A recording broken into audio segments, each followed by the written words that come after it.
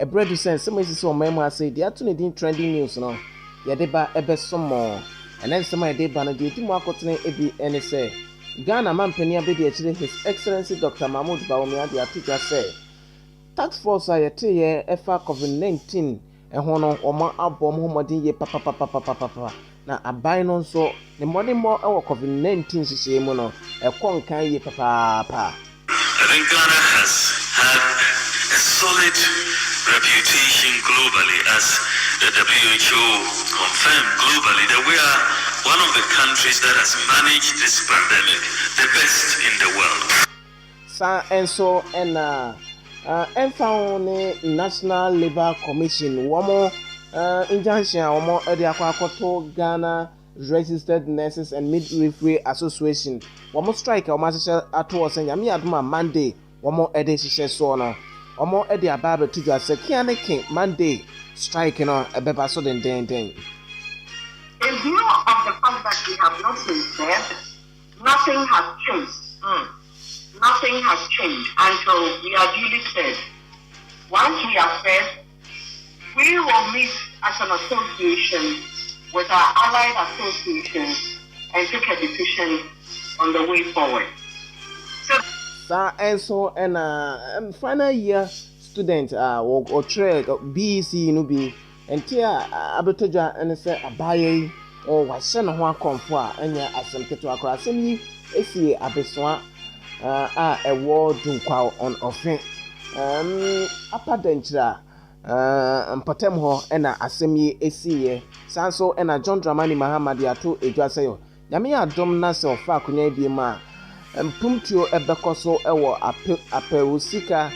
ewo kintampo mpatem ho no mpumtuo bekoso ho pa enya asemketo a station amokan no ebeba bi wo ha ne abe ya ma police for abetsa ewo mo ha afeska ne ama o mo ka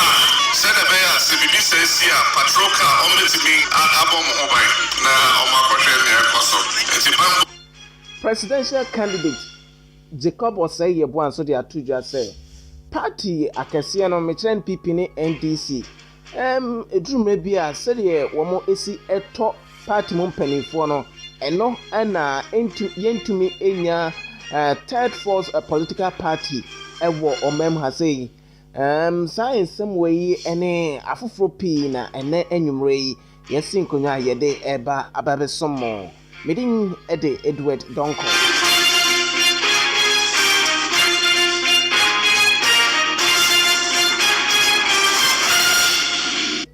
afei ensam no emu enchiremu enie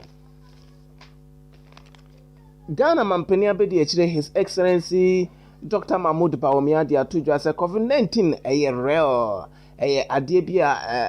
ewo hopa enkoye na wode abasobo ato ama COVID-19 task force ayete ya omo ehwe say omo bebo omo moden ama yare ensi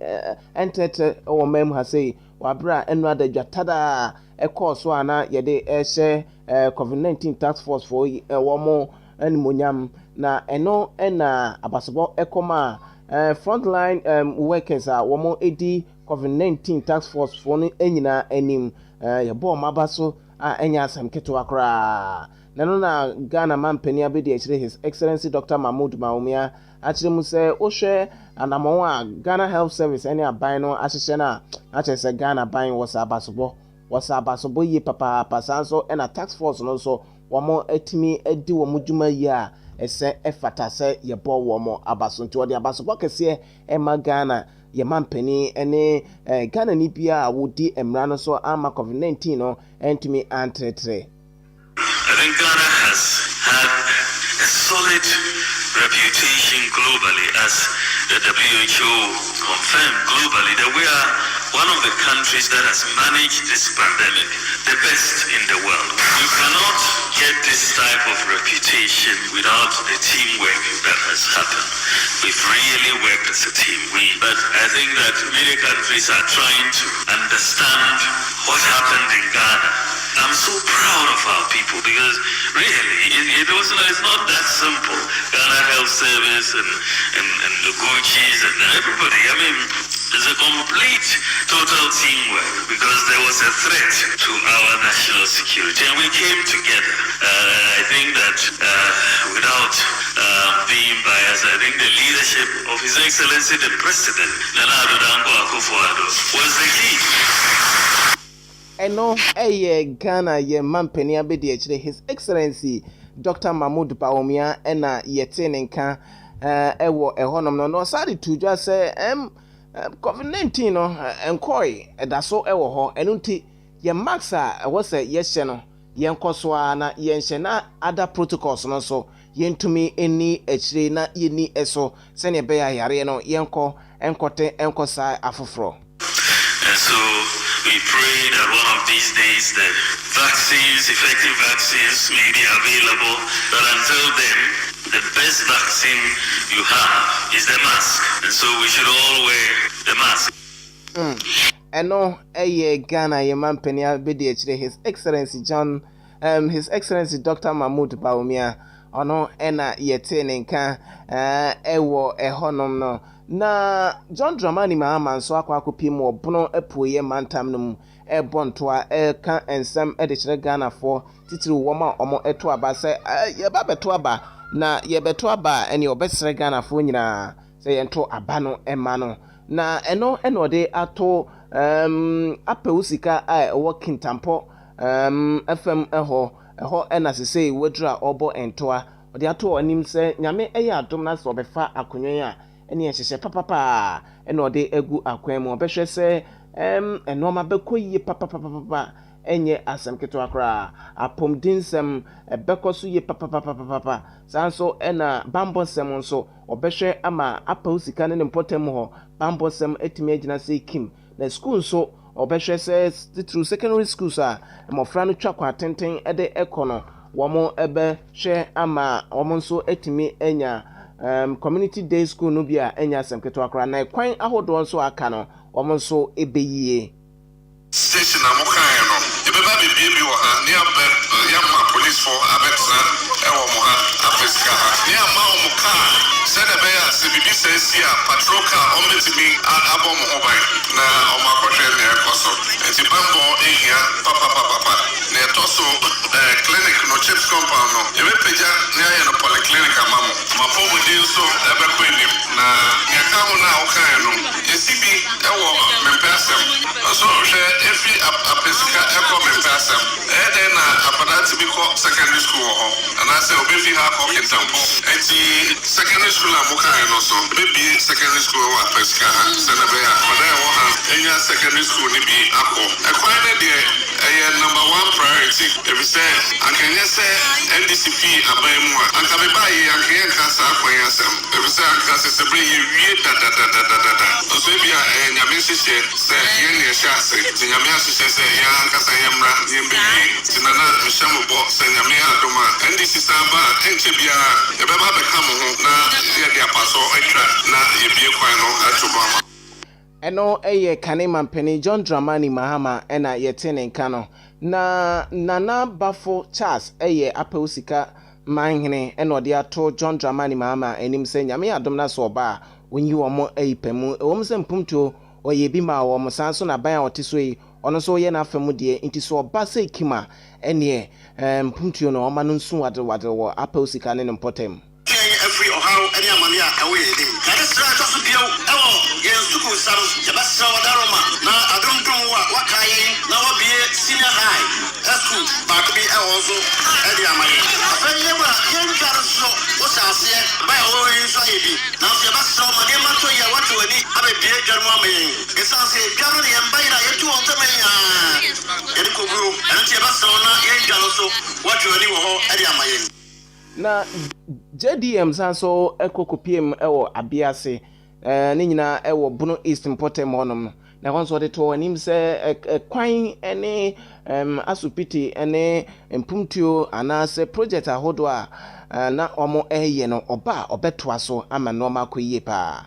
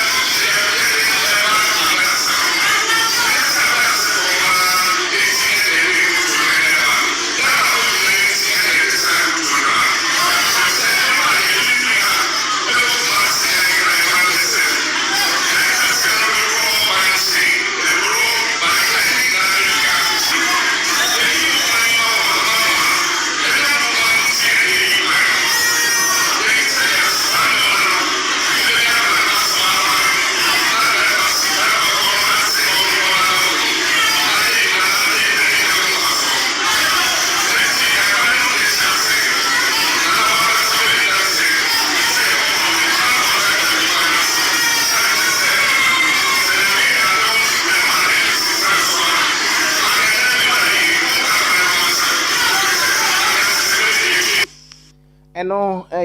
Ghana yeman peni dada ose tu frank adema NDC amanyukuo no John Dramani Mahama ena yete ne nkan ewo eho no na ye be free NDC for akache ne de ani achim ewo People's National Congress PNC womo nso akache na eno ena ene de isem no kase ya nwumre ya womo National Delegate Conference no eguso a ekoso den dia enye asem keto akra womo ehwe ne womo ayi party no akandifo na eno ena openia ono so oprese obetu frank adiama ekuo no yewura Reverend Ejay wono so akwakopi mo hobia dwumadie na ekoso ewo Upper East Region Bolga Nat Hoa ena dwumadie no ekoso na osi dwumadie no panimfo apo momodin ye papa ama enoma akonkan nyame aduma na otwese ne enso ena nipa miensa omo prese yebeto aba ede ama omo no emu baako etimi etu frank ade ama PNC no ebeba so ewo PNC for womo akache eho na eno ena Reverend Ejay dia tudwa se dwumadia ekoso ewo Bolga Nat Hall no eye ade bia eye krabehwepa no gidie se mpanifo ayeyi womo betimi atoto no ma ama se nyame adoma na otwese ne yekokoro yi omo frank etufo a ombetimi ahyehye no ma ama 2020 December 7 abaye ba betoi PNC ebetimi edi enkunim Reverend Ejay. It's well organized, and I'm happy. I'm happy, and congrats and good news to our guys over there. They have done so well. So, what the hard work, and I'm expecting that they will also look at realities on the ground today and vote for me as their next right bearer. Hopefully, you are going to do that. Yeah, then of course, they have to come better. Because I used to be the national vice chairman and then campaign for 2016. So I'm ready for the job. I'm the best, and I think they will vote for me. Okay, I know Reverend Ejay was so the best. Nipa miensa omo ejina no omo mienu no de omo good na ono de oginamu the best pa eno nti delegate no omo nhwe no omo nto abama no ntu frank amfama PNC amanyekuo no 2020 aba yeba beto no emu na anano ya wada ne beto odwa se Ghana Registered Nurses and Midwifery Association omo mpanifo de beto odwa se nyame adoma na otwe eba besimi mekire adwara 21st of this month omo e de strike kese pa be hihye so anya asem ketwa omo de omo enoma begu form a omo enko adwuma ne nyina enesen aban no enoma bi a ono omo edie no chese ade bi a omo ebo enyo so na chese nipa be 82000 a omo ewo GRNMA Ghana Registered Nurses and Midwifery Association emu no omo condition no ade bi a entwaye kra eno nti party mu mpanimfo anase ekuo no mu mpanimfo anesefo a ewo ekuo no no momudi omanim de krata beto odwa se nyame adoma ochina adwada mesremeke adwada strike no be koso dendende a enya asem ketwa na eno enrada National Labour Commission womonso mpanimfo de asemiko piemu ewo aposifo dwumadie bia na no ena abetodwa se mudi injunction ato striker Ghana Registered Nurses and Midwifery Association omde atodwa se nyame adom adwada womo ebeko no eso eno nti empanifo de injunction akwa akoto so nanso anesifo yi echiremu se kianeke nyame adom ochina anadwada strike ne de ebehihye so dendenden a enye asem keto akra ewo ho na openia waye maami oye president de Emma Ghana Registered Nurses and Midwifery Association maami perpetual ofori ampofo de atudwa se emfa ho ene injunction a etimi abano nyame adoma dwada strike no ebeba so live. In view of the fact that we have not been served, nothing has changed. Nothing has changed until we are duly served. Once we are served, we will meet as an association with our allied associations and take a decision on the way forward. So Monday from 8 a.m., we are embarking on a strike action. And for the fact that we have not been served, all that I'm saying is that nothing has changed. You raised and therefore our action is on So we are negotiating our conditions of service, and our first collective agreement that we signed was in April 2016. That was never implemented by the employer. And from the lessons that we have learned over all these years, for the fact that if you are entitled to something, you are to get paid from the facility, where the facility is going to pay from the internally generated funds. However, all that we are entitled to when we ask for it, we are told there's no money. There's no money. Gone through series of meetings, and we have gotten to a point where what the employer has proposed, although it is good in the employer's eyes, it is not going to serve the economic interest of the general membership. And for that matter, the association and its allies took a decision to embark on this strike action to enforce our demands. We can never tell how long it's going to be. We even discussed the injunction. If that is said, it makes a payment. However, there are guidelines applying to all these things that we are doing. For us, we want to believe the employer understands that the services we provide are essential services. And therefore, the people of Ghana need these services at any point in time. And therefore, the employer must listen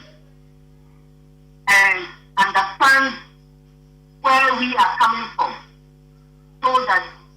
they can meet us halfway in all these discussions, in the sense that whatever is agreed on can actually apply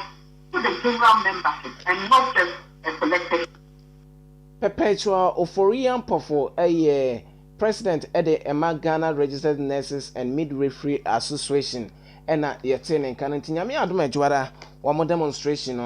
or strike no. Ebeba so a enya asem ketwa kra na ye consent fufroma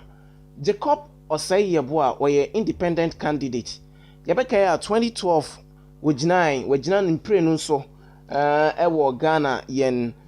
national elections no emu 2012 we dia na dodo na de frɛ no eye Joy Joseph Osei yebo a na etwa ne tia kan Joy na enedai wakasa na nsɛm a ɔka nyina ene sɛ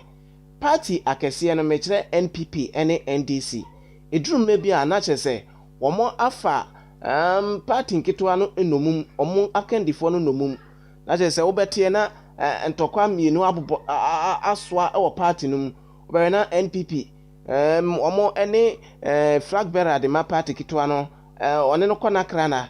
kyerɛ party no chairman no so na one NDC enso ekona krana na tese ntitimu omumienu omo enko bankrom eno nti ema party nketo ano ntimi enka omo ho emom ema third force ayehwe se ebetimi aba omam ase na se nka NDC ne NPP for omo eye no ma na senso ani ankomotimi afa ho adi nkunim no entesa ni nyina enesen party mienu NDC ne NPP for etimi afa wo mo enumum ena achese enoma entimi enko enkan enti normal ye hwehwe senka party nkitwa no omobetimi amema omo so aye omo homework ye ama senka ye hwehwe option foforo bi anka yatimi ani akoto wo anim no entesa ni nyina ene se party akese yi etimi afa wo enumum a enye asem kitwa kra ewo ho na ye bon modern senka betimi enya no ama yeni no edi nkomo ewo saa ensem yi ho enso ipuso ahoma no na chese wo se owo meeting ase a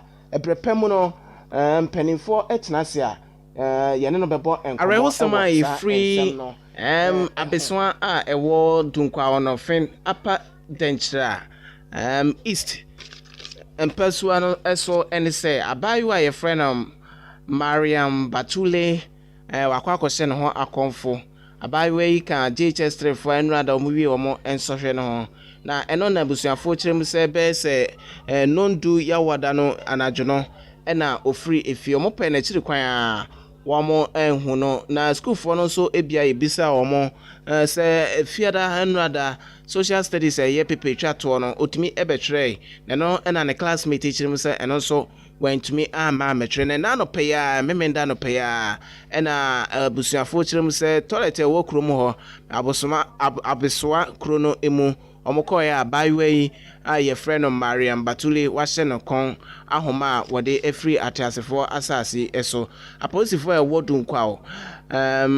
police division ho de atudwa se mama mu no so de na akopiem e wɔdu nkwaw no fe ayaresabia baabi a emu wɔmo ekura no ɛhɔ ɛna sesei deɛ wɔmo de emu no akɔtɔ yenyina saa arehosɛm no so na yɛmfa ene dai ensɛm no ensi na afei yɛntwe ɛhomra na yɛmfa na ɔhwemu nsɛm no nyinaa ɛntoa mo so.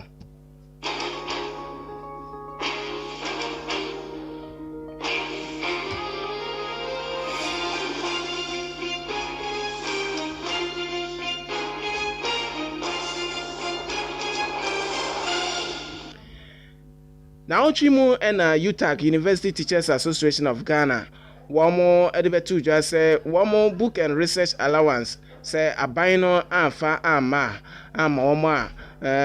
any or the strike message super any as I'm get to Accra. Now, President Ede Emma University Teachers Association of Ghana, UTAC, Professor Charles Mafo, KNUST, Ena or the and semi eton sem for enim. Lectures supposed to be given what we call book and research allowance in every academic year. And I'm sure you've been hearing us over the years that we always have to come out like this before it is paid. Normally it's a bit paid a bit earlier. But this year, the academic year, which was supposed to be ended July 31st, has ended long ago.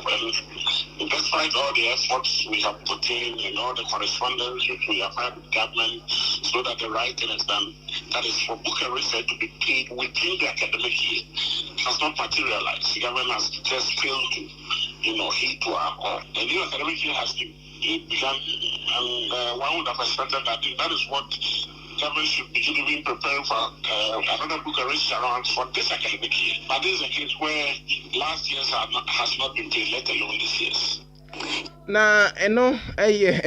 and some UTAC for one more editorial name. Na ochi yebesha ase na sansemi ebobo ebaye na eno na UTAC for so mo ewo Legon the University of Ghana womo so press conference editu just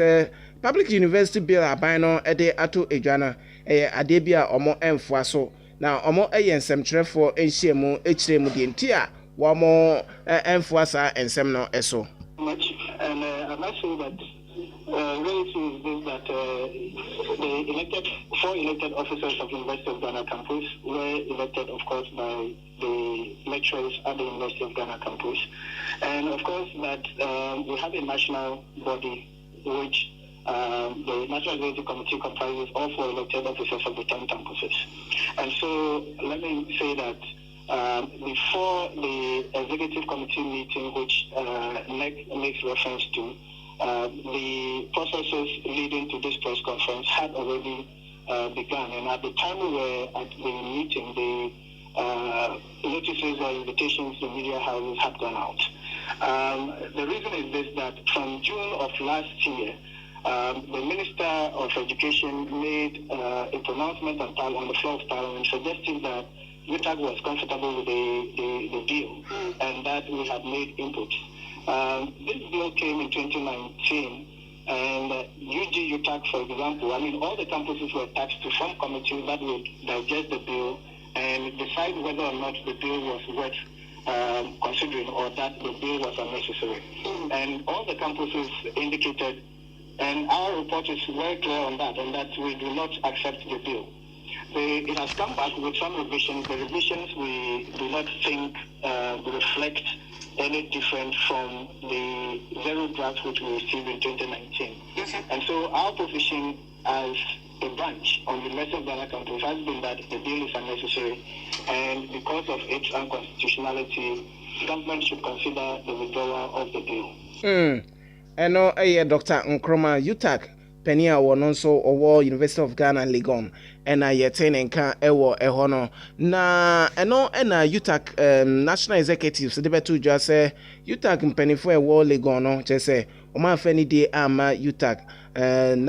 national executives no eno nti wamo ebetwe wamo aso na eno nso eye nsem bia gentle ha ewo na ochi mu pa Dr. Mahmoud Bawumia eye Ghana omampani abedi akire na ono so de tujwa se okada nsensem no NPP abanye na adwene da so mo be legalize okada na emu ombe hyehyeye ama omo eniji ka dwumadi ho no omo etimi aban na timi aso omo asene ama omo enya ka na omo edi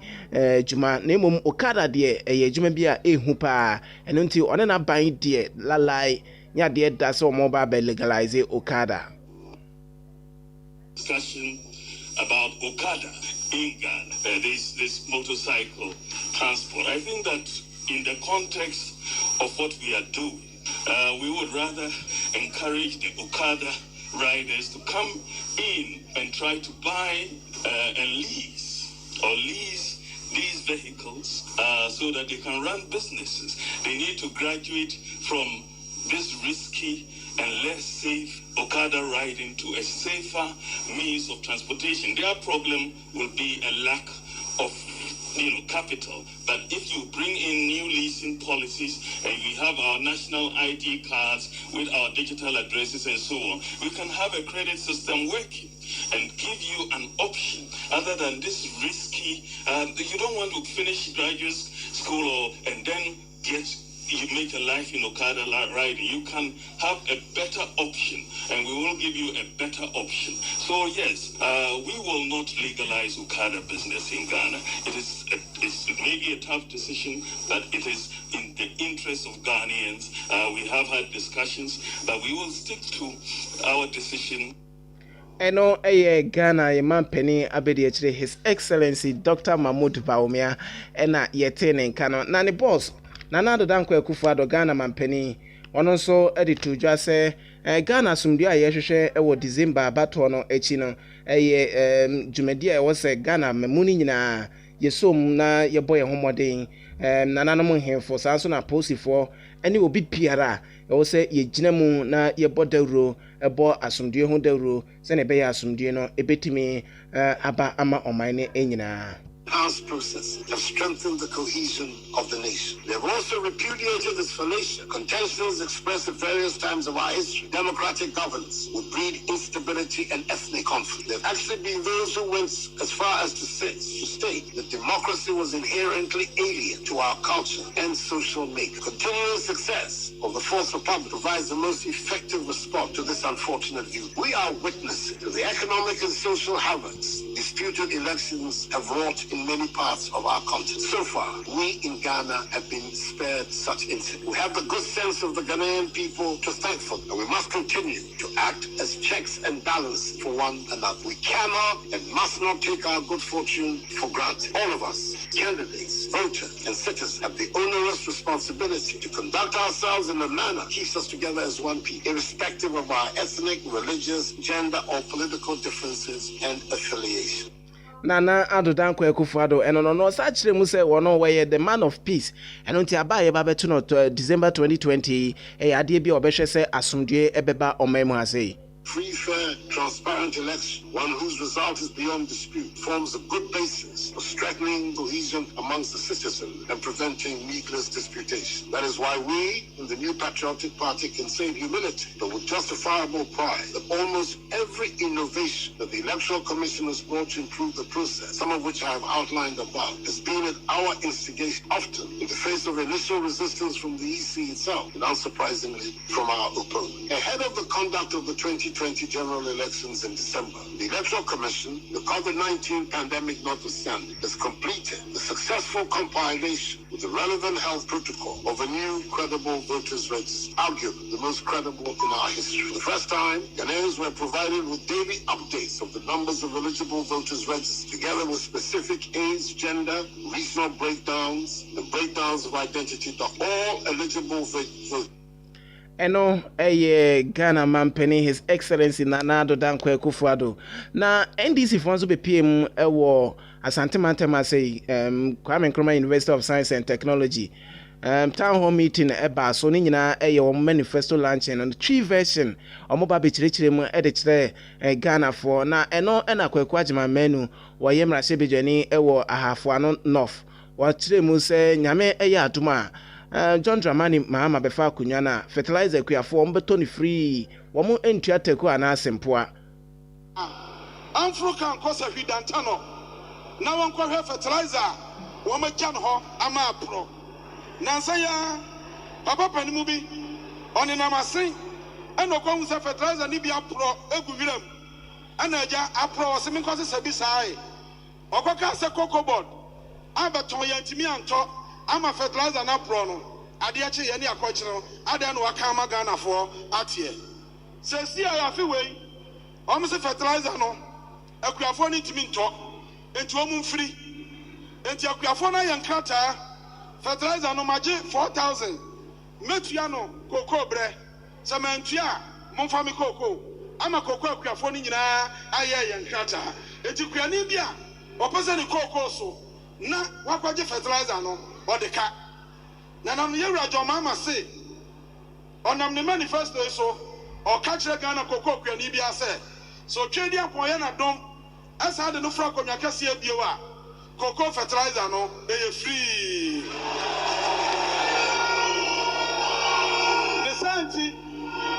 Nesanti dia midra ha kan se koko kuani bia fertilizer no unkoji bie no ka ho koji bi woso so a dia uko free ya no usro kanti woje kakra bia no kokoji bi ka ho munyire mu ho free na momduru 7 December na munkoto abama yewra John Dramani Mahama eda yewra John Dramani Mahama befra komya no wo kata na ese wo de ka no titim na ye free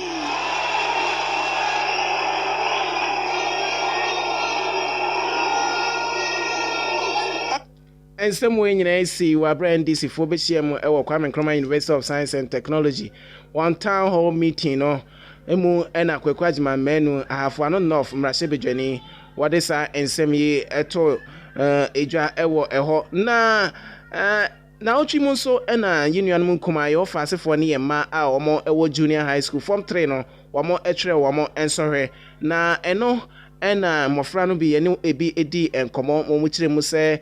se de no masiko ye no e ade bi ekoyie pa ma womo a omo ehwe mu se omo hwe se nyame adoma womo first choice any grade a womo ehwe no womo nsa ebetimi aka we friend me Frank because he was in Dominic Harris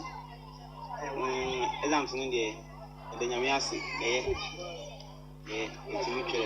okay now we say ubenya subjects in 1-1 and now one throughout one obia 1-1 two of you school how choose and so on yeah and kasa school ndi menya mzenya midi menya okay you yeah say yeah result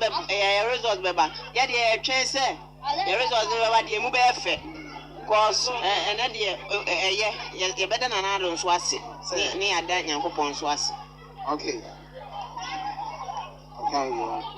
me RC say BC dey ko kama pa say dey me bon pa so nyankopon dey o mo mba ma kia results na so nyankopon sa no betima me twa kese afu e dey your first choice nko an yenya okay me that say that's right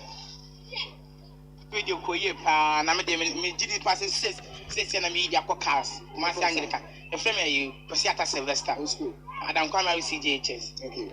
your frame you Paul Miriam me go school Adam Kwame RCJHS na exams no nya ade bia ehu sa I say normal exams na but that's why it say questions ni na dey become ho ba usua ade a obetinya pass e no it is subjects am training na no did say grade are open on Zabeka yeah me grade na me pen me sabetinya aka okay thank you you're welcome me did Francisca me go school Adam Kwame BC na train me hu say ye pa minim se Nyankopon ti metima training na apa secondary SHS school be na o research on Zabeka dem nya St. Louis ameko me se Nyakumasa Academy ameko Your school be a me. Okay, a 24 radio, that's why. Eno enkra no bia omo twere omo so hwe no enrada ye ni omo edi enkomo ena omo de sa ensem no eto edwa ewo eho na Madam Agnes Kujo wono ena okasa de ma West African Examination Council no what they to just say BEC e course ade bia omo ye impress pa omo gidi say normal ko ye pa anya asem keto akra as COVID-19 protocols ahodo no mofra no ene invigilators na teacher fo aka no omo edi so kama na eno eye ensema eno so epie free mu ewo waik ana se BEC etimi etodwa na otwa etwa mu no ena yedi bi amamo na otwikre ya mu nso Electoral Commission so nsem trefo edi enhyiamu ewo won dwumadi a omato ne din let the citizens know no emu na enum ena dedi kan no na chese eye form so eho enhyehyeye eno ena maame Jane Mensa de tudwa se nyame adoma oye obi a wo prese ye beto aba ama amo abaye o mampani a na chese 1 billion ena obetua sanso ena woye obi a onzo ye prese ye beto aba ama on ema wa be mrase bedwani a 100 million ena obetimi etua ewo honum sei na maame Jane Mensa ekan nensem it will be required to deposit an amount of 100,000 in the form of a banker's draft to the Commission. Parliamentary candidates will be required to deposit 10,000 Ghana cedis in the form of a banker's draft as well. We wish all candidates for both presidential and parliamentary elections well. We trust that the nomination process will be efficient, seamless, and orderly. May God bless our homeland Ghana and make our nation great and strong. Na ochikre mu nso omo se chiansem trefo eno eye nano ya wada de to omanim se exhibition exercise no enrada ebecha ase na nanso ena yede beye exhibition no na eno ena ochire mu se ekwan mienu ena obefa so obetimi a check se udin ewo abato nkrata no emu dedikan ene se obetest wo ID number no akọ short code 1422 o test ekwa o details nyina ebeyi aba ama wahunu said yesi atwere odin no ewo abato enkrata no emu o de tudwa se exhibition no enkoso ewo regional na district office na emom ebekoso ewo baabi a otwere odin no registration centers ahodo no ewo na exhibition no ebetimi akoso na de ka ehu ebiem enso ene se obekọ exhibition centers o no akọ se udin ewo abato enkrata no emu a sei ene o kire nsem no and make requests for amendments or exceptions where necessary. It is important to note that all persons who registered at the various district offices must go to their assigned polling stations during the exhibition exercise and not the district offices. Distinguished ladies and gentlemen, in a bid to ensure the safety and security of our stakeholders and to make life easier for all prospective voters, the Commission will deploy a mobile telephoning system,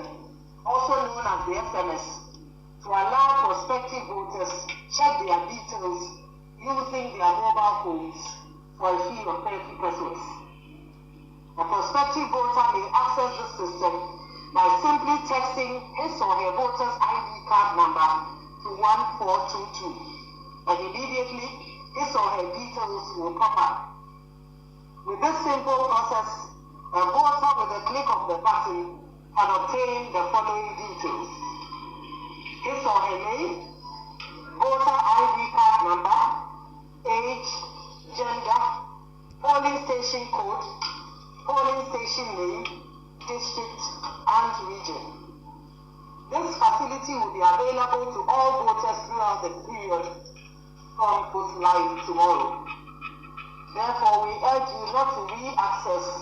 this system. It is important to for the information of the general public,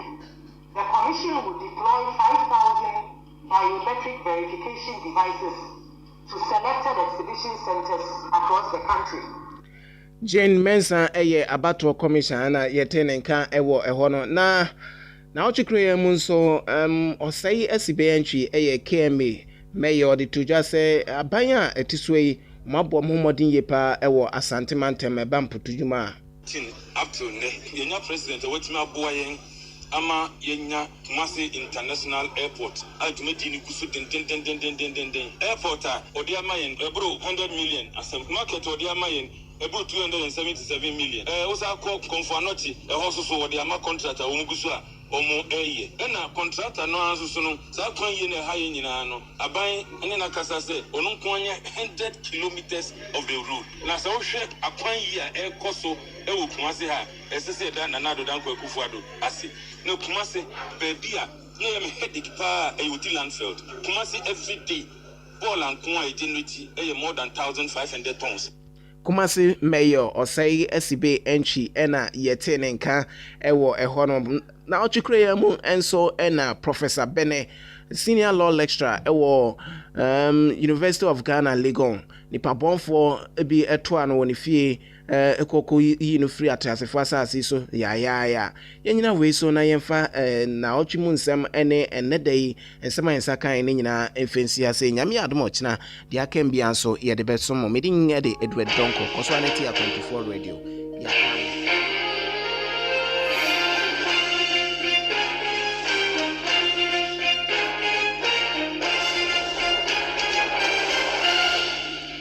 asira kese nkomo bibia na mama kwa abanso enfamra 24 radio eso ebredu se enekwasi ye anwumre yi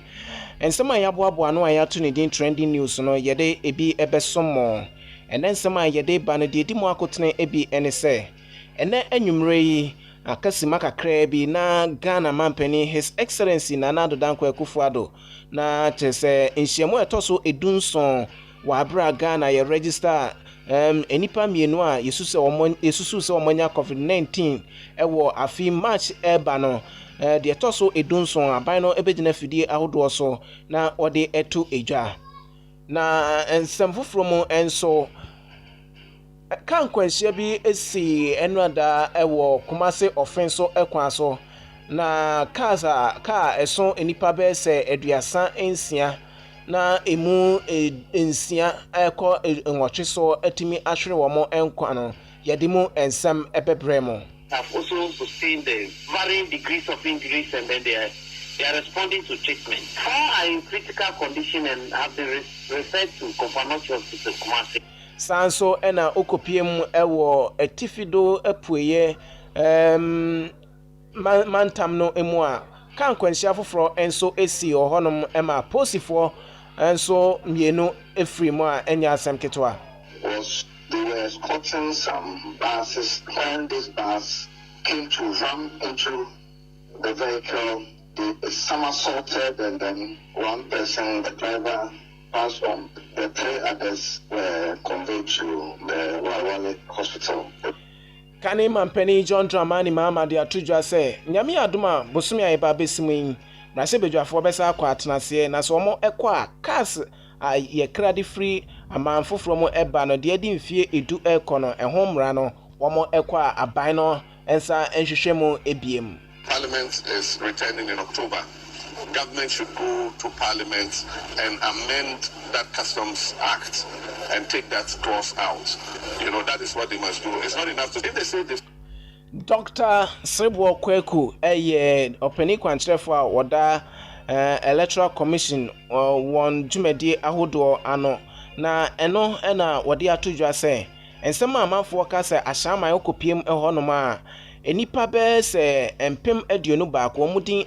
eni abato nkrata no no ensem bia nokre baako kra enim ensem wei ene afoforo pi na ene anwumre yi yaboa no a yede ebremo midin ede Edward Donko afei ene anwumre nsem no emu enchiremu enie enrada bes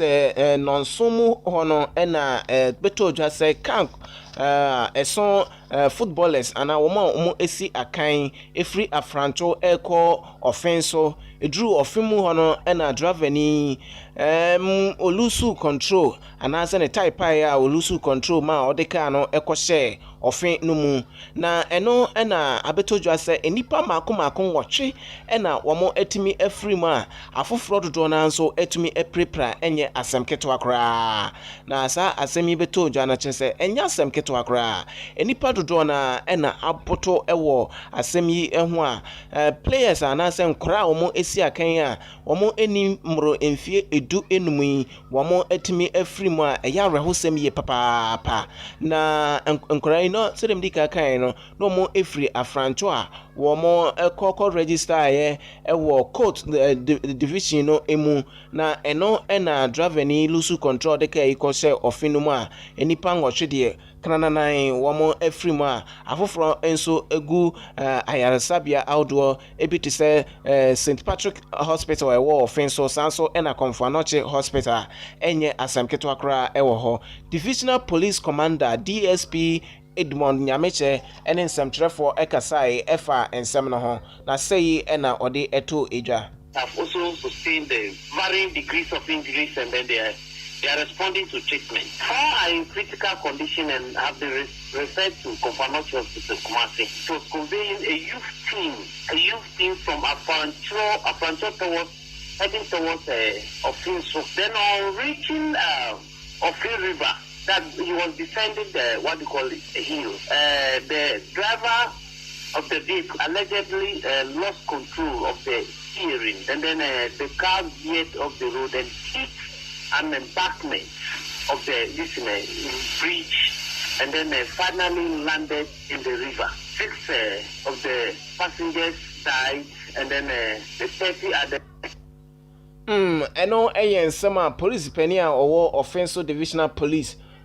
Edmond Nyameche wɔde nsɛm no ɛto nsɛmtwerɛfoɔ anim yɛne ne kasa no na enipa nsia ɛna wɔn afiri mu nanso nwummerɛ mu hɔ bɛɛ sɛ nɔnan no mu ɛna saa bɛtɔ odwa sɛ mmienu asa afiri mu aka ho a nipa nwɔtwe ɛna sesei wɔn atumi afiri mu a mene ɔkasa yi wɔn ɛwɔ St Patrick Hospital a ɛwɔ Offenso na ɛnyɛ ɛno nko ne ka nkwanhyia a ɛtumi esiiɛ na asɛm no korɔ na ɛho no football teams a hodoɔ na enso ede won anodisem ato edwa Kumasi Asante Kotoko team baako a wɔmode mo eso ani ɛwɔ ɔmamu asei no wɔmode krata aba abonten ɛde wɔn condolence aba beto saa coach team ya wɔn akonya aka nkwanhyia yi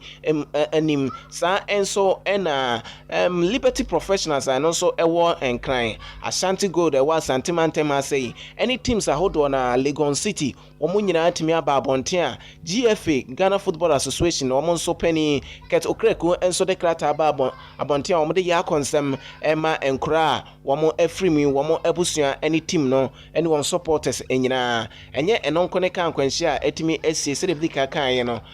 ukopiem ɛwɔ North East Regional na kyerɛ sɛ nya asɛm ketewa koraa ɛwɔ nso kan kwanhyia no bi etimi esi ya aposifo mienu ɛna efrimu ne nyina ɛyɛ police patrol team a na wɔn ɛkɔnsrahwɛ ɛna accident yi etimi esi ye ɛwɔ walewale ɛwɔ North East Region Savannah Region na asɛm ɛna make North East Region asɛm ɛna make na sɛde bi kakan na aposifo mienu ɛna etimi efrimu ɛwɔ ɛhɔnom na police commander ɔno nso ɛwɔ North East Region ye papa Kojo entry tabi enso ene ye bonkomo efasa ensem no eho was they were escorting some buses when this bus came to run into the vehicle. They somersaulted and then one person, the driver, passed on. The 3 others were conveyed to the Walewale hospital. The 3 others were in critical condition, and so one was even in coma. So they were rushed to just from there. The one in coma was still in coma. So we spoke to some of the senior doctors. But the one with the brain problem, the one in the coma, I think he has a problem with the brain. They have to ascertain whether there is a problem with the brain. And they have 3 specialists who can do that. But first of all, they need to take a scan. And since they didn't have the facility there, and there was a private facility very close to them. We have to bear the cost, and we did that. Eno a police commander of North East region Kojo Entry Tebi ena ode ensam no eto yenim na ochi awie ye no kan kwansia wodo pii ena etimi asia eya rehusem ye papa na okopiem ewo Eastern Regional police ni ba konso edi moto kohwe ka ya tipa truck ba kwa ya pake esi honom ema ono nso efri mu sanso ena konongo nso konongo odumase kwa no so accident si ya enipa nom dodo na efri mu ebi nso eprepra na chese ya rehusem ye pa enti bese na enso enipa bese eduonu miensa ena omo etimi efri mu ewo kan kwanhia eho a enye asamketo akra ewo eho ye free sa rehusem mu na ye de ani akire nsem foforo mu a John Dramani Mahama eye kanema mpani wano no say 2 franc adiama NDC amanyekuo no no de ato edwa say aban no ebekọ asetena biem ewo afi mu busumi ayeba abesim no na no de ato won anim say so mo ekọ asetena enie savage cars aban no ehye emra say won emba omaimu biem no say bano weyi efri honom na kanema mpani echiri mu say ewo say aban no hye emra na wode to say savage cars no ebrebi enuru ema yenkasa yenkra ema brim eno nti omo eye ka ho adwuma omo kra cars eba omam ha sei no omo animresa asam no ho yepa na omo fengu aban no so sani aba ebe ya aban no ekọ asetena bi ma omo ebetimi aye amendment ewo sa emra no eho sei ena kanema mpani John Dramani Mahama eka ne nsem.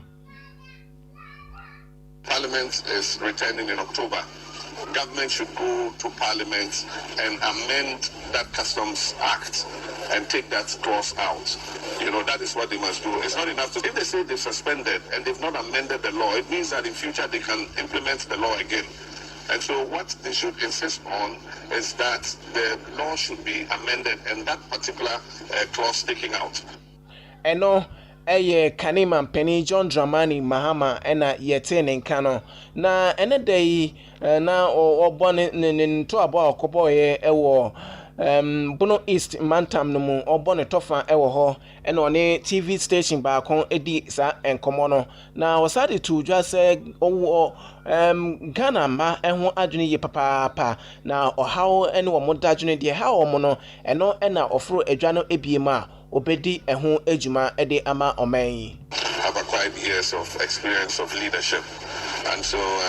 when they give advice, I listen carefully and I take it in good faith. And I think that a lot of the advice they give is good. I mean, he was talking about leadership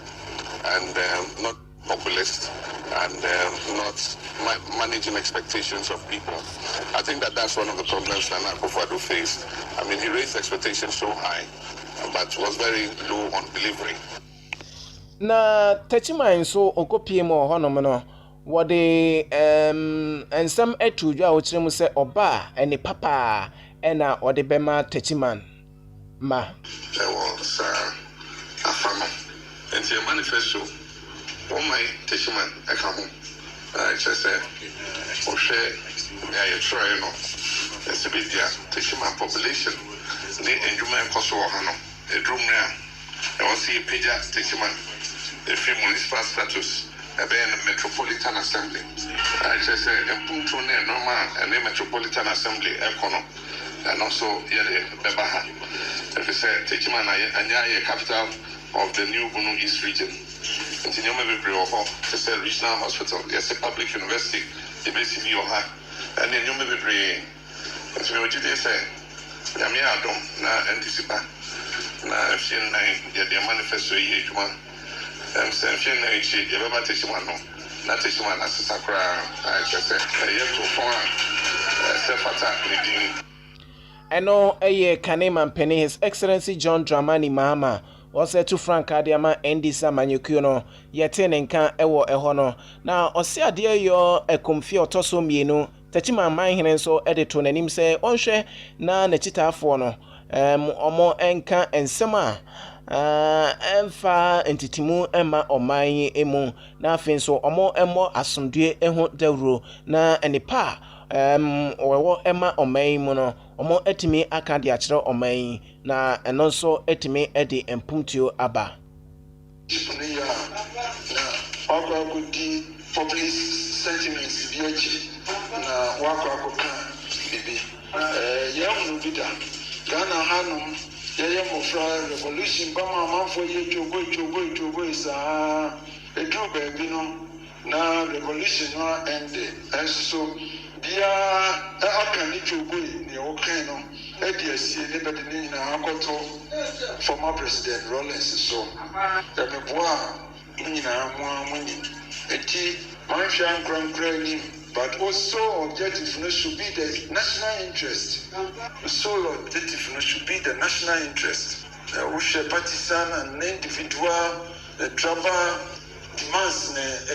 expectations. No one managing the pair. Baby, you know. Now, one confine woman to economy, just what mean you to extricate yourself from.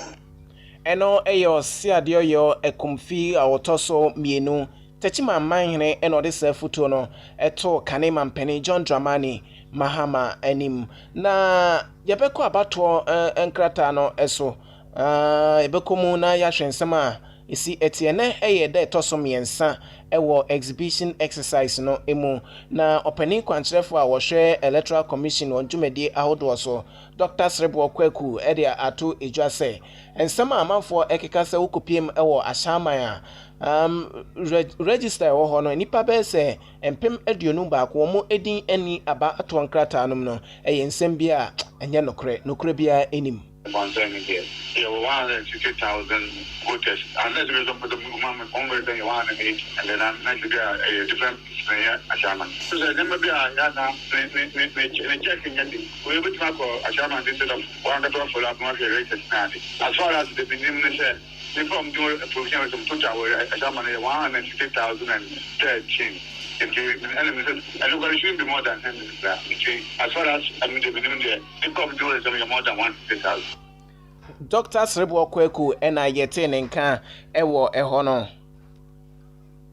Afi yebeko Collins owusu amankwa asoye ukopiem ewo mention north ono ne oye mrase bedwani na odi atudwa se ensem bi a ebobo ewo voter region Kubia Mati Wamo say ye from Western Togoland no e was say animonimu ya committee a ehwe bambol sem eso ewo mrahye bedwafie omo etu anamon ewo ho pa na eno eye sa card anase flag bia ebeto odwa be se na otwemienu entem ewo voter regional wodi ebpm ewo eastern regional fam ehonoma ekobia omo esusu se omo ate omo ho every voter region sa mantam no emu no eno ena openia oye otitiri ni abredi akire efa committee a ehwe bambon sem so ewo mrahye bedwafie ede ato Ghana fo nyina anim se ewo se enimonimu ya mrahye bedwafie no omo ehwe na omo eka sa ensem no na omo eye yodium efa sa ekio no eho no yetimi ede asotwen akọ ede ama womo State Security Agency is treating them with kid gloves. It appears we are pampering them, having witnessed that their activity is inimical to the progress of this country. I think the time is now to confront them or to look into their faces and tell them that enough is enough. The state cannot continue to tolerate such ugly activities.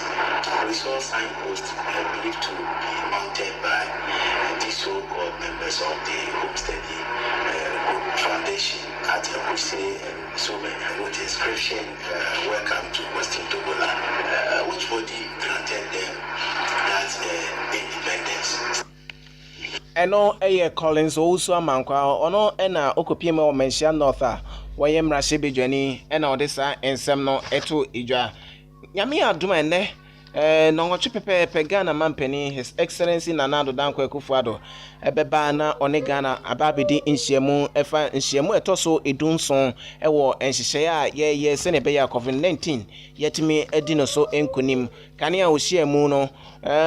wɔde nhyehyɛ ahodoɔ pii na ɛtu dwa ɛfa JHS2 ne SHS2 fo a na wotwemienu ntem wɔn ɛbɛkɔ na wɔn akɔtoa wɔn ngomasua so sɛ ne bɛyɛ a 2019-2020 calendar year no wɔn atimi awie saa nso ɛna obi airport yi ɛtu mu saa nso ɛna ɔde nhyehyɛ ahodoɔ pii ɛtu edwa nti ɛhwɛ sɛ nyame adom a na nwɔtwe bere mu no mobeba ano ne Ghana for atimi abedi nhyiamu na de beto fom bia nso nyame adom ɔkyena ye nimu ahyia ye de emu enkyiremu ebebremo Dr. Henry Latte nitiri ayeye yasa bonidin ebiem se ne mpresa so onsanko ginam emfa emma Great Consolidated Popular Party GCPP for ewo 2020 December 7 abaye ba beto no emu enrada ena GCPP mpanifo timi ebo nidin se ono ena wontu franka emfa ma amanyokio no wei eye ne mpresa so a opani otimi agina ede ama GCPP na eno ena ochiremu ese womo policy a eda womo akoma so kese pa eye domestication na eno eye ade bia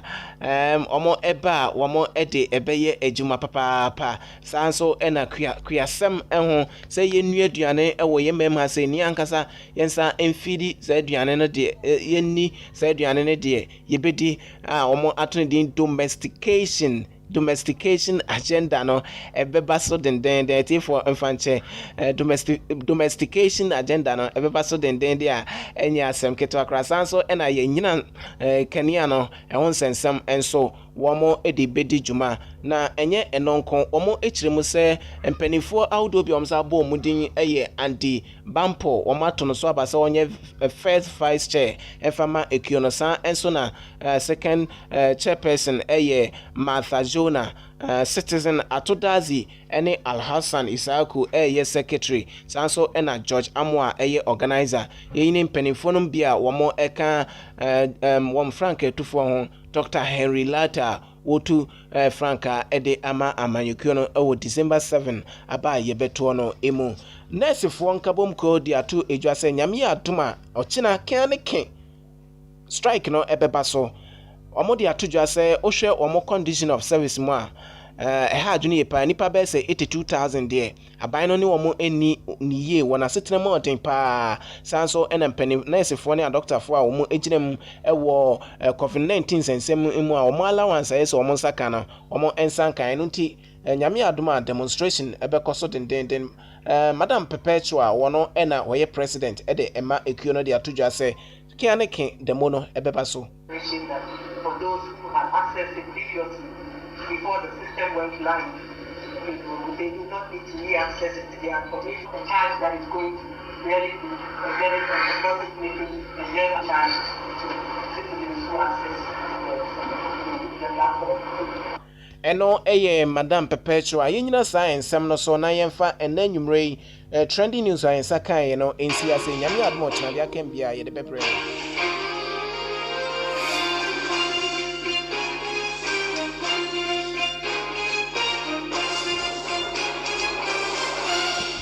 asira kese komo bibia se modem afidi ato akwento for radio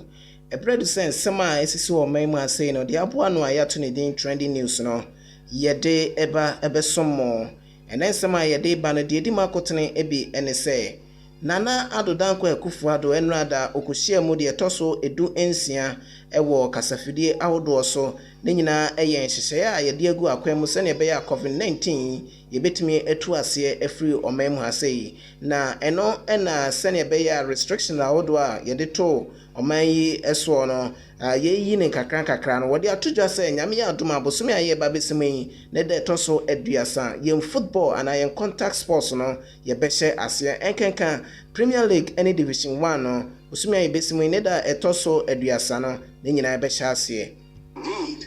some national teams have already been given the dispensation to begin training ahead of their international engagements. All sports people who are camped are to be tested regularly. Sa enso ena John Dramani Mahama kanema mpeni wadi atudwa se ebra obefa abenwa no 2012 eba no na yensi kasem no na nhyeda enkoye na enso obon hemodin ye papa sa enso enene aye afofida na yede kai kane ye mampeni a wodi kan ewo memha se kura Dr. Kwame Nkrumah osagefo yede kai no no ena odi atudwa se Dr. Kwame Nkrumah ne modin mo obebo no memha se no edasronko ye papa. Nkrumah was an iconic figure in the independence struggle and liberation of many African countries. Dr. Nkrumah was an inspiration to many countries around the world. And on this day, I want to salute him for his tireless and monumental contribution, not only to our nation's history, but to Africa's history. Finally, Sa enso ena posifo ene day wamo ede match kese pa meche ahoboabo a wamo ede egu akwemu a wamo ehwe se abaye ba betue bibia betimi atoto mu ne kwan eso na eno ena posifo wamo ede sa exercise ehye so ewo enkran police penny DCOP kwaku pepra wono so wakasa afasa ensem no eho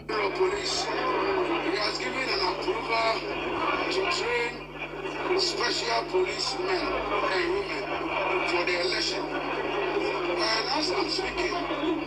we have trained 1,968 policemen purposely for the election. Sa enso ena mami wakasa edema triapemu de ma John Dramani Mahama ye mami Mrs. Mawena Atreba wadi atudwa se Vice Presidential Candidate Ede Emma Andy Samayuku no wakwako PM was Central Regional and Toabo ena wode hyeso nansia ena wode Santo Abono hyehyɛ so a enye asem ketwa. On tour, Professor Okwajiman has already been to 7 regions so far, and the Central region, which you know is her home region, is the 8th region she's visiting. Ensemo yi ene afoforo pi na enwumre musomfo edwe donko magin konya mede eba ababe somoyi na sa ene trending news yi wote enka ewo akwentufo radio eso ubenya no ewo modernghana.com sa enso ena Zeno radio ye wo honom ena afen so Facebook ene YouTube nyina obenya na wetie trending news a ekoso ewo memha se nyina afei ensema ye de ato monim no emo enchiremu enie ene dai ena Ghana nyina yesi wonma yede kai kane ye mampani a okonkoden ehweye ema Ghana ye fa hodi enei ye enjoy no ye gifri akosi kokko akosi broni ensem British for ensem no ene dai ena ka wotiase a eye na woda son kokora na chese enya asem keto akora enka onenam 111 years ena kwanya na eno ena Ghana ye yesi wonma ye kai no woni modern mo a obebo ye na eno ena kanema mpani John Dramani Mahama odi atudwa se ohwe kanema mpani osagefo Dr. Kwame Nkrumah ni modern mo obebo no memu a wasabasobo yi papa ni leadership ewo mema sei no eye ade bia eye sonko kra na no ena ochiremu se wono de wono kanema mpani no hwe modern ma osagefo Dr. Kwame Nkrumah bebo ya was salute no sanso no de atudwa se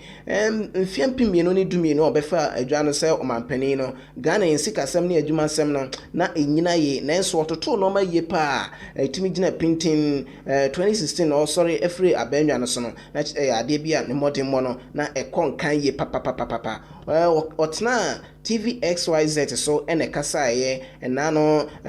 adwada yi enrada mechire kwasiada yi ena odisa enkomo no sei ena John Dramani Mahama eka nsem. Kwame Nkrumah was an iconic figure in the independence struggle and liberation of many African countries. Dr. Nkrumah was an inspiration to many countries around the world. And on this day, I want to salute him for his tireless and monumental contribution, not only to our nation's history, but to Africa's history. Finally, I come before you this morning with a triple invitation to be cautious, be bold, and to have hope. To be cautious when you read articles on social media, because unfortunately today we're living in the age of fake news. It is now too easy to take something false as the truth. There's sometimes a big difference between what somebody really did and what people are made to believe that he or she did. They say, for instance, that during my first term as president, I was a poor manager of our economy. This has been repeated so many times that people believe it. Some of you may have been made to believe this false story as a result of constant repetition. However, when you look at the data, things are completely different.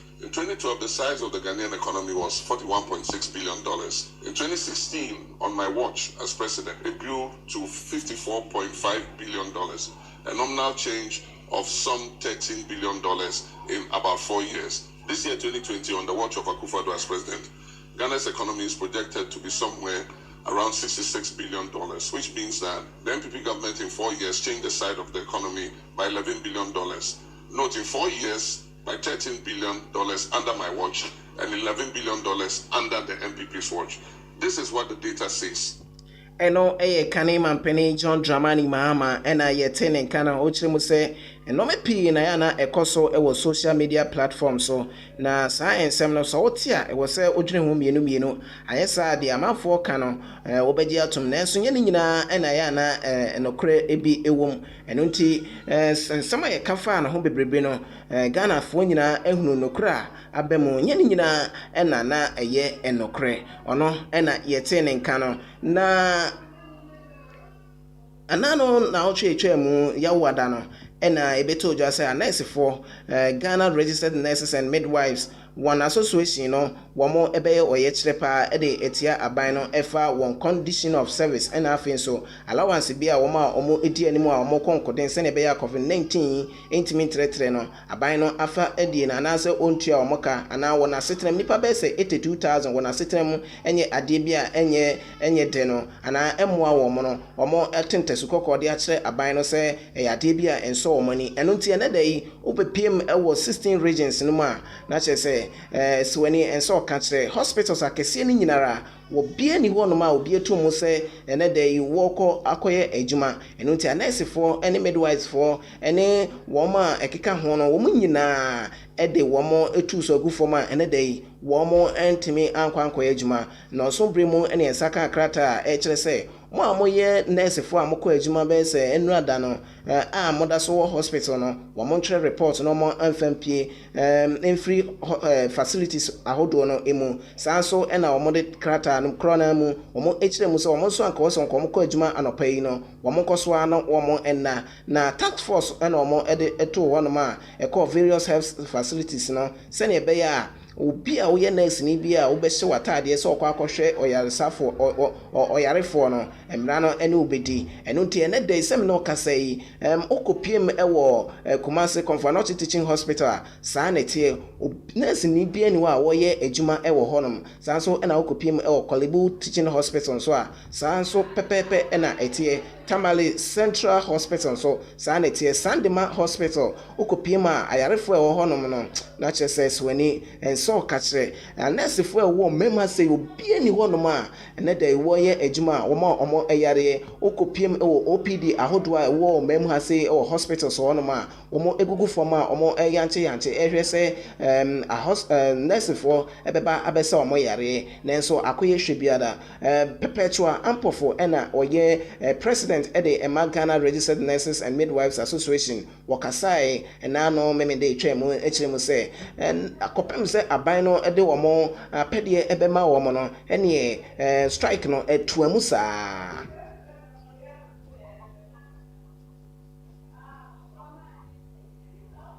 Nothing has changed, and so we are duly said. Once we are said, we will meet as an association with our allied associations and take a decision on the way forward. So Monday from 8 a.m., we are embarking on a strike action. And for the fact that we have not been said, all that I'm saying is that nothing has changed. You raised that for our actual change. All right, then on. Yes. So we are negotiating our conditions of service, and our first collective agreement that we signed was in April 2016. That was never implemented by the employer. And from the lessons that we have learned over all these years, for the fact that you are entitled to something were to get sick from the facility. However, there are guidelines applying to all these things that we are doing. For us,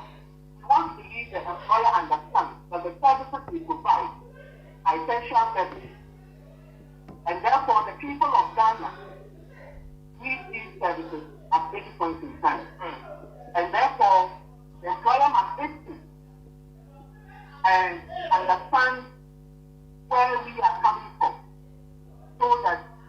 they can meet us halfway in all these discussions,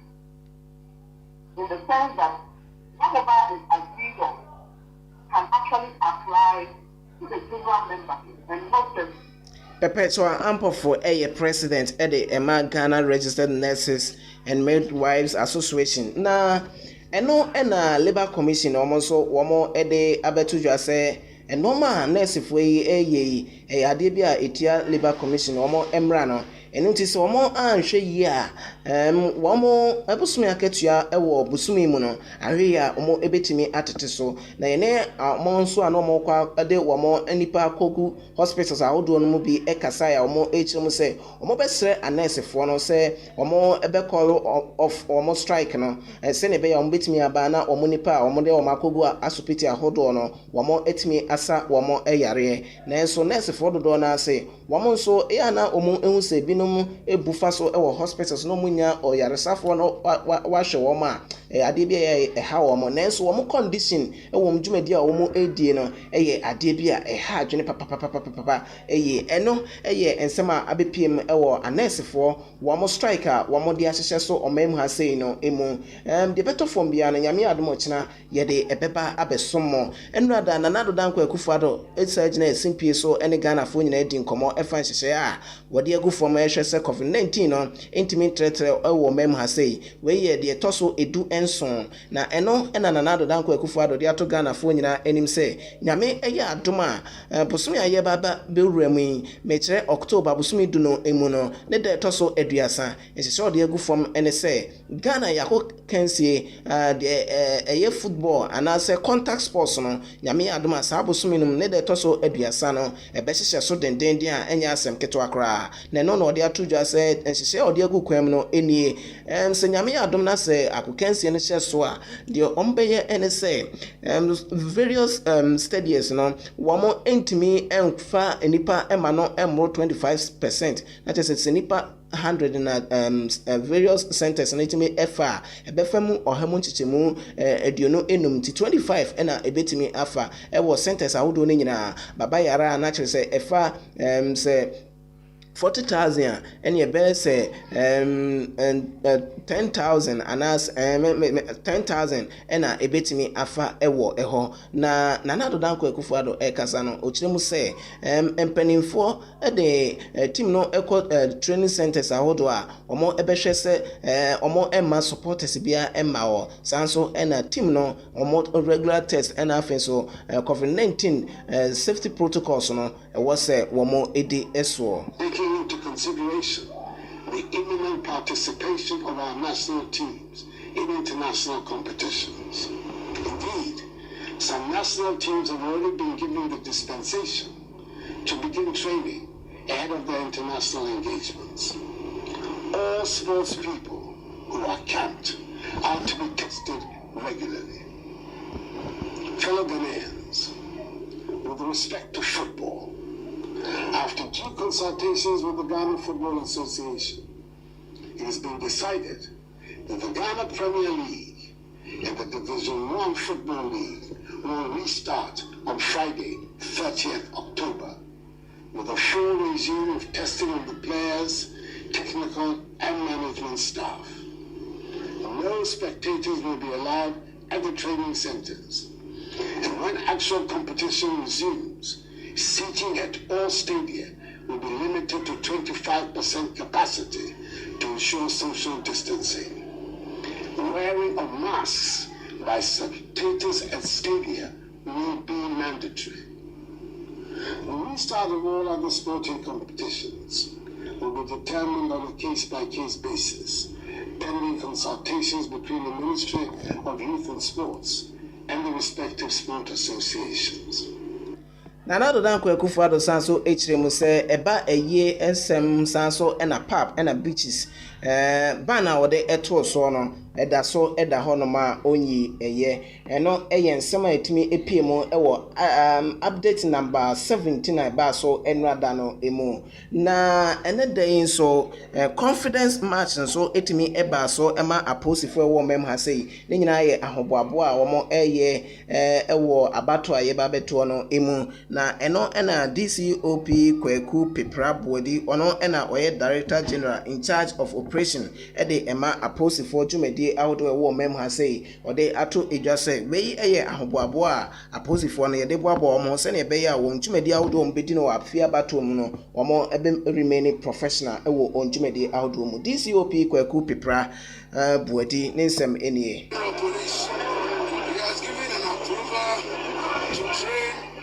special policemen and women for the election. And as I'm speaking, we have trained 1,968 policemen purposely for the election. He has also given an approval for us to train another 2,000 in addition to what we have done. So as far as the election is concerned, I know we are on the ground. As of now, police service, our strength should have been at 50,000. Now we are in the region of 35 and 40,000. That is the more reason why we ask other sister institutions to assist us. Other than that, 3,367 police stations. No, come again. 3,367 police stations. We cannot manage. DCOP Kwaku Pepra Body Director General Ede Emma in charge of operation Edema Ghana a policy for on Jumedi Ahodo. Na enrada so NPP for Momebuna ewo Asante Mantema say kushiem ewo Georgia Hotel Kumase ne nyina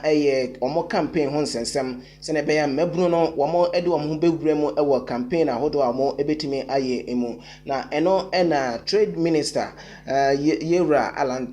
Kojo Chiramanten ede ato mebunu ne nyina ene party mpanifo ne nyina enim se womo ema mebunu no kwan ewo afei campaign a omo eba beye no emu fise mebunu no ena betimi agina womo ena so akansam ede a kire electorate no se ne beya afei 2020 abato na NPP betimi a maintain womo a place ewo abato no emu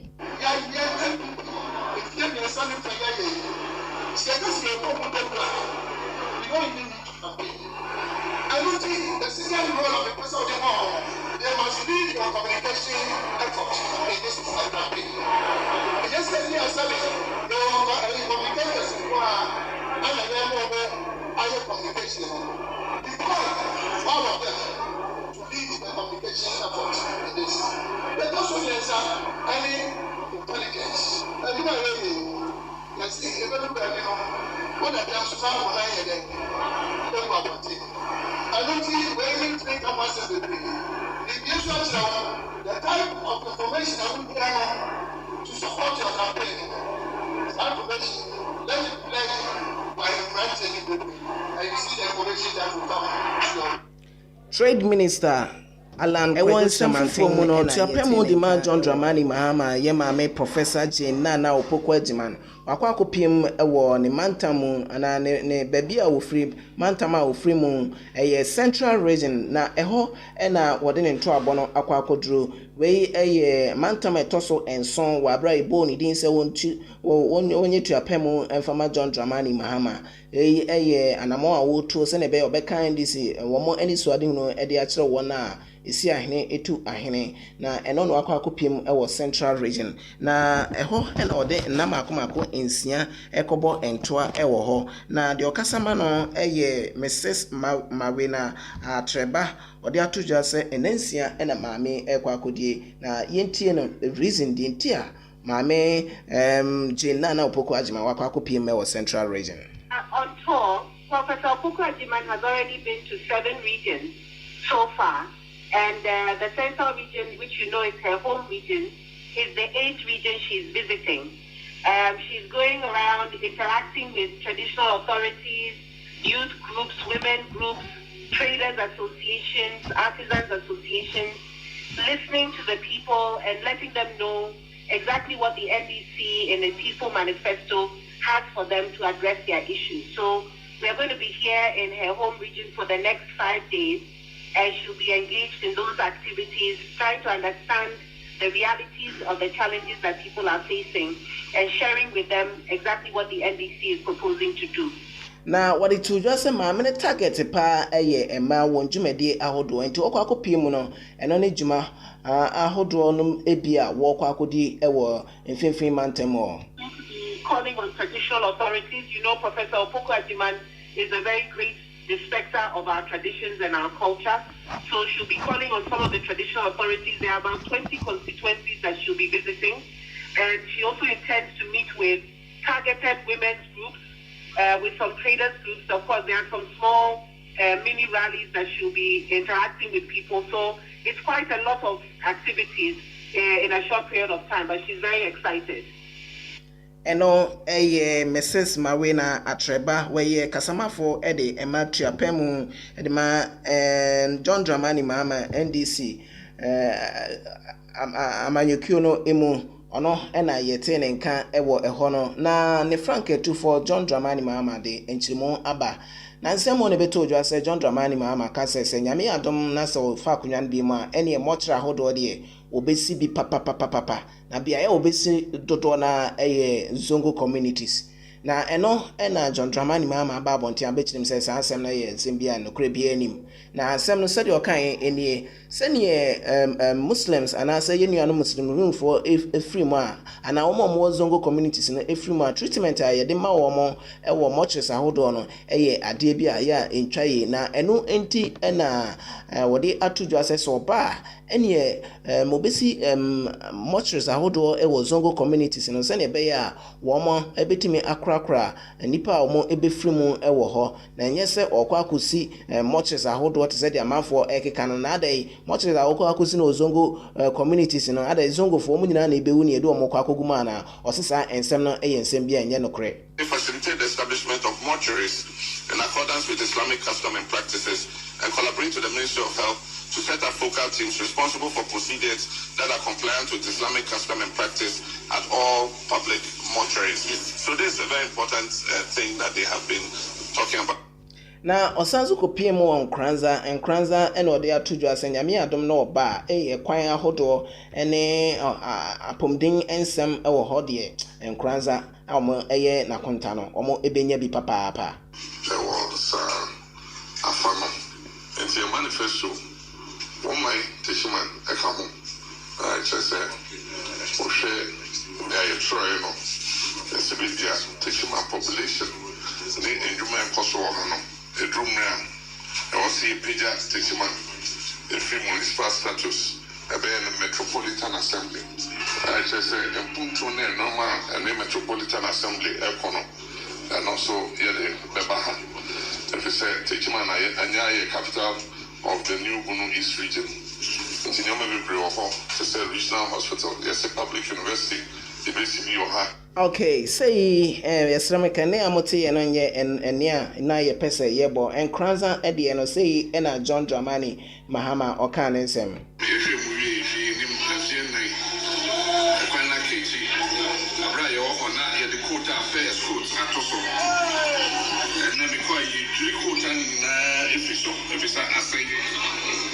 It is the guy that say what kind of so and also say contractor no at was so a huge one and it will be pretty well the person say at all say UBC district hospital and if she by me I mean try to just say and say be president and Kasabai like I said district hospital no almost na minister say nyamishia one cause I want to say nyame me adom na me ba me na me ba be sisa hospital. Nana Edumensan so amekum hine wono eno je John Dramani Mahama awa we tu won kranza eno de atuna nim se sene otumfo se tutu eka kire no no onkoso ana onfanye adwuma asopem mo kan nsam a ombetimi aye ede ama omanyi ene de omo aye dada na nye de ebetete omanyi emu Idi kire eva manhia na me ho asem otumfo ka kire wo de se ni a obetimi aye ye na no wo ye eno ne ka ho asem afiwe MC ebebo amanyofo nyina ebebo mabaso esa se kane sabi na kasa bia na modi ye campaign modi ye politics no afiwe de bi ni ho se de ni ho enfi ho kura de kasa bi atenie kasa twitwie ene na detention eba o memu no afiwe campaign modi ye bo mabaso se ebo fom na moma ye mane ko fom kura ade ba ko ye wono se mo mpani fo ya mo sie mo de ya na muni hawo na sabe de mo beye ora mama tiwe mi jiri se so hira na osia na kufu adoa o mo ka so musem o mo di kufu musem eno Nana Edumensa ono ena oye amekum hine ono no je John Dramani Mahama wa we tu abra okopie mu ewo nkranza ena yete ne nka ewo eho no arehosam a esi na ochwe wiye na nya asem keto akra nipa be se aduasa ena timi hwere wo monkwa ewo kan kwanhia mu na nya asem keto akra mo bepiem ewo fenso a ebi esiye sa enso ena ukopiem ewo walewale a ewo North East Regional kan kwanhia police patrol team won car etimi enya accident ama posifo mienu ehwere wo mo enkwa na chese enya asem keto akra na walewale ensem no eno ena police penia wo eho yewura kojo entry tabi editu dwa sene enoma esi ekosiye ewo aposifo nkwanhia wo mo etimi enyaye no enie. They were escorting some buses. When this bus came to run into the vehicle, they somersaulted and then one person, the driver, passed on. The three others were conveyed to the Walwale hospital. The three others were in critical condition, and so one was even in coma. So they were rushed to just from the one in coma was still in coma. So we spoke to some of the senior doctors. But the one with the brain problem, the one in the coma, I think he has a problem with the brain. They have to ascertain whether there is a problem with the brain, and they have three specialists who can do that. But first of all, they need to take a scan. And since they didn't have the facility there, and there was a private facility very close to them, we have to bear the cost, and we did that. Police penia wo North East Region kojo entry tabi ena yete ne nka ewo eho no na offense so se de ka kan no enkwara wo mo ebo coach football wo mo so eba afrancho ebedi won dwumadi akansi mu ensem na eno ena omo ekomudru ofimu no ewo offense so bridge kese no eso ena omo tai epai ya driver ni ntimi control car no ekoshe nsuo no emu na enipa maako wotwe ena etimi efri mu a eya rehusem ye papa afoforo dodo na so eni prepare ya ebi egu St Patrick Hospital sanso ena Konfanochi ene hospital akese a etwachia offense ho no womo egu na enipa aduasa ensia ena na eteka no ma emu enwotwe etimi efri mu a enya asem keto akora police penia wono so ewo offense so ede emu komo eboye have also sustained the varying degrees of injuries, and then they are responding to treatment. All are in critical condition and have been referred to Konfanochi Hospital Kumasi. So conveying a youth team from Apancho towards heading towards Ofin. So then on reaching Ofin River, that he was descending the the hill. The driver of the vehicle allegedly lost control of the steering, and then the car veered off the road and hit an embankment of the bridge, and then finally landed in the river. 6 of the passengers died, and then the 30 other. Eno police penia wo offensive divisional police eho na ono no de sa enchiremu yi ema yen na enye eho nko ukopiem ewo Eastern Regional kan kwanhyia be semienu na esi ye police ni ba kon de motor ko ball cargo car apake esi wono ma ono so ofri mu Asante Mantema say you do any echiremu ewo ejosom patem won so a eno so ebi esi ye ene dai me ba bewura so me ba bewura studio no enso na che say so manya nso eno so kan kwanhyia esi ama nipa mienu na etimi afri mu a ni nyina eye arehosem eye pa de efa enkura yi hu a nipa be say aduasa ensia afri mu yi na che say arehosem ye pa over sprinter eni kwan say efa sa number ya etimi hye nipa domi foafo aso na che say kwanhyia no bi wo ho no man ke betimi asi ano kwan emponke kwanhyia no besi a megidi yese nipa etimi prepra na say wo mo afri mu no enka yedi emra no so te say the road safety commission no hwe se yebedi so na megidi yese nka eye ade bia enka san kwanhyia no entimi ensi eno tie pese ya driver for any foot ball managers no so say so mo ekwa akoball mo games a wo mo enhwe na car no number betimi afa no wo mo enfa dan so mbefa nipa na afoafo aso ama akwa akodi enipa no ewo ekame ayese eba football teams no a ene sorry na road safety commission wo mo emra wo mo ahyehye na na car sa ese nipa dodo no nipa dodo aka no betimi afa no wo mo enimra no so ye ba kokra teams ahodo no ene sorry no obehwani afoafo aso yese ye excursion ye kwa accident no kosi abonse nipa dodo na na etimi efrim nti ye behwe mpanimfo ye behwe sempanimfo ede enhyehye ebegu wonom no mahwe se sanhyehye no adrobafo ene sorry no ene teams ahodo no ebetimi edi so enye omonko schools ahodo teacher international schools no se bredu se omo excursion se dom se foafo aso no eye ade bi e ha adwene ye pa ye beto abai ubonse obi reckless driving na akwa akodi ewu afi na ye de sobo no ekobo amanyefo na senka driverfo no efa number o se car no efa migidi yesesa ensem bi sei enka entumi ensi yema abusuafo omo enipa timi afri mu nyina yakọ na afi so omo afri mu nso ensem ade beje omo nyina ne senya kopon efa omo ekra ensie yie Bishop Ajin Asare de atudwa say na nsem wo binum kasa se wasori ati aban no na wo kasa ti aban no saa na eno ada wo de ato edwa se san nsem amanfo kana eye ade bia anye nokre o mampani kofo pen so na wone no ekonakra na enya asem keto akra na eno na ochirim se waye opani a wo mem ha sei de se asem ebisi a ontimi nya ne tra oman no mpuntuo na open eno nti wode na no ebeto ensem no na waka bi se ne be ya oman no baabi a ye pese ye piano ekodro no etimi akwa akodro eno nti se asem bisi na se asem ne dika wo beka bi won kana no ntum na emom obeka ni yie mu entia na nyese ebi a otan party A anase otan party B wode atudwa se NPP amanyekuo no enya de se otan ne da sanso ena ochiremu se ono nso wonye NDC ni wode nsem nyina atudwa wa abra okọ one yenuanom a omo ewo Joy FM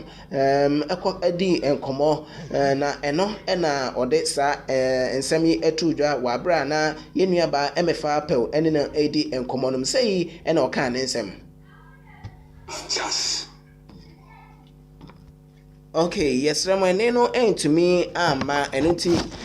yebesre nyame ya adoma mrepemu no yebebo ede amamo ewo ehonom na and then they said dika kan no Ghana opani a woje fahodie edema oman no osaje for Dr. Kwame Nkrumah ene dey na woda no ti yanyi break kakra bi na yemfanka no ho ensem kakra emfankyere etie Dr. Kwame Nkrumah omampani odikan ewo mem ha sei na yewo no September bosomia toso enkron ewo afie apem ahenkron ene enkron nemu ene dey toso aduonu baako ewo nkrofo Ghana ha sei a ena yewo no na sɛdeɛ mde kakaeɛ no yɛwɔ bra wodi efiri mu nso 22nd April 1972 22nd April 1972 na ofiri mu ɛwɔ Bucharest a ɛwɔ Romania ɛhɔ ɛna wɔde efiri mu na awofoɔ ɛne ɔpanin Kofi Nwiana Ngoloma saa enso ɛna maame Elizabeth Nya Niba saa na ne yere nso na yɛfrɛ no Fatia Risk na ne mma ɛnan ɛna ogya wɔn ɛde ma ɔman kronkron Ghana Francis Gama Samia Nkrumah ɛna afei nso Seku Nkrumah ɛyɛ mma ogya wɔn ɛde ma ɔman kronkron Ghana Achimota College ɛhɔ ɛna Oko School nso ɛwɔ Lincoln University ɛne schools ahodoɔ pii ɛna wotimi ɛkɔɔyɛ na political parties a wotimi ɛjoin no wɔjoine UGCC a no ɔyɛ General Secretary ɛde ɛma ekuo no 1947 ɛkɔpem 1949 ɛna no odi ne dwuma sɛ General Secretary de ma United Gold Coast Convention na ofirimu ɛkɔte ɔno ankasa ne party wɔ abra na yɛfrɛ no Convention People's Party nei Avon Green Street wɔ no ɛna wɔyɛ franketufo ɛde ɛma ekuo no ɛwɔ 1949 ɛkɔpem 1966 ɛno ɛyɛ nsɛm a ɛfa ɔsadefo Dr. Kwame Nkrumah ɛho na yɛto abama no bɛyɛ president 1960 ɛkɔpem 1966 prime minister 1952 abato no mu ɛkɔpem 1957 na kyerɛ sɛ nyɛ asɛm ketewa koraa na dodo na enim ne sɛ ɔno ɛna ɔgye fa ahodie ɛde ɛma ɔmayi ɛwɔ bosome mmiɛnsa nom ne da ɛtɔ so nsia wɔ mfe apem ahenkron aduonu nson no emu na nɔɔma a wotimi ɛyɛ yɛ deɛ na ɛsɛ w'ani a ɛnyɛ asɛm ketewa koraa yɛbɛka yɛ akɔmfo anɔkye teaching hospital wɔno ɛna ɛboa yɛn ma osi ɛma yɛn saa nso ɛna atebubu training college ɛne twapadeɛ nɔɔma ahodoɔ pii mpomtuo ahodoɔ pii yɛka Ghana yɛn mpomtuo ahodoɔ yɛn project ahodoɔ a yɛayɛ a ɔsagyefo Dr. Kwame Nkrumah wɔno wɔdi mu ntentema yi pa enye asem ketewa koraa wono ena African Union organization waka wo mpanimfo a wo mo esi eginaye se abibeman yetimi eka ye ho ebom nti wo ye founding father e de ema Organization of African Union na se nya asem ketewa koraa isade bi kan kai no obaye Ghana mampani a wodi kan sanso ena wono ena utimi eche fa ahodie e de ma oman ewo afia pema hankron aduonum enson 1957 mu na se nya asem ketewa koraa na ono nso na say first prime minister wo mem ha say na ono nso ena utimi eye mrase bedwani wa bra no owo prison ye to aba no ono na na oda prison na so utimi eye mrase bedwani ye to aba ma odi enkunim se mrase bedwani na se nya asem keto akra wono ena CPP o establish ye ana so ode ba ye kofa ba eye ono na ne modimo ewo Ghana ya manyosem mu de na se eso ye pa enye asem keto akra United Gold Coast Convention o ka ho bi ena wo mo etesa ekuna enye asem ketewa kra wono ena organize the 5th Pan-African Congress a ekoso ewo Manchester enoti yesene my konkron Ghana ye de si wo se opani ye kai na woda na chese ose na ofata enoti ye pagina osagefo Dr. Kwame Nkrumah na woda iso na net trending news a ye de bremo no yetimi ede esi ase ye mamu nyina monitie esanso emamo afofipa monkoso ana muntie akwentufo radio say ye woni pa epi ede emamo meeting ede Edward Donko Makramo